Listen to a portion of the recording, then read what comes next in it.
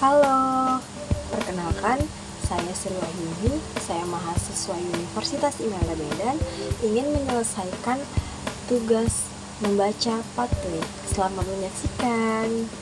Sebelum membaca pathway stroke non-hemoragik, kita harus tahu dulu stroke non-hemoragik itu apa sih? Nah, stroke non-hemoragik itu jenis stroke yang disebabkan penyumbatan pembuluh darah di otak. Nah, faktor resiko dari stroke non-hemoragik, aterosklerosis, hiperkoagulasi, artesis. Di sebelahnya, katup jantung rusak, miokard infark, fibrilasi, endokarditis. Dari faktor aterosklerosis ini, hiperkoagulasi, artesis, otomatis terjadilah trombosis serebral, lalu menyebabkan pembuluh darah oklusi, iskemik jaringan otak, dan menyebabkan edema dan kongesti jaringan sekitar. Lalu terjadilah stroke. Dari katup jantung rusak, miokard infark, fibrilasi, endokarditis, otomatis terjadilah penyumbatan pembuluh darah otak oleh bekuan darah, lemak, dan udara, dan menyebabkan emboli serebral. Lalu terjadilah stroke. Nah, kalau seseorang sudah terkena stroke, maka akan muncullah defisit neurologis.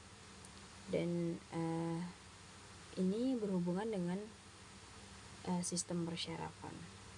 Sudah terkena sistem syarafnya.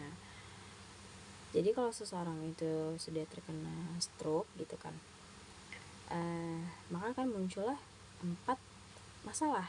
Yang pertama itu infark serebral, yang kedua ada kehilangan kontrol volunter, yang ketiga ada kerusakan terjadi pada lobus frontal kapasitas, memori, atau fungsi intelektual kortikal. Dan yang keempat itu ada disfusi bahasa dan komunikasi. Seperti yang kita tahu, biasanya tuh kalau misalnya orang yang terkena stroke itu kan komunikasinya tidak seperti yang biasanya gitu kan.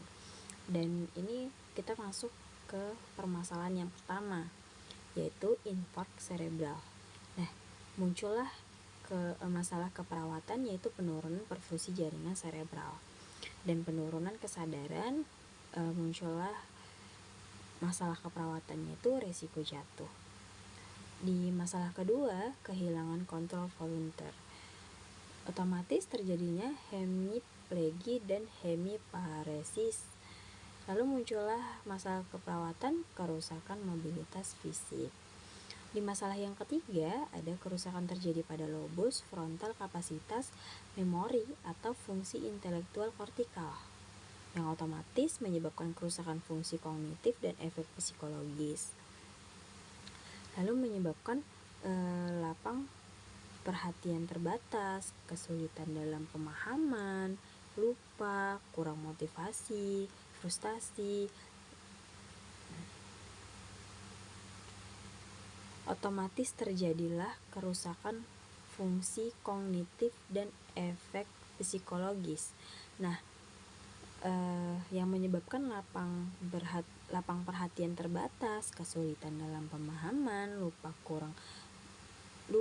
kurang motivasi, frustasi, labilitas emosional, permusuhan, dendam, kurang kerjasama, penurunan gairah seksual.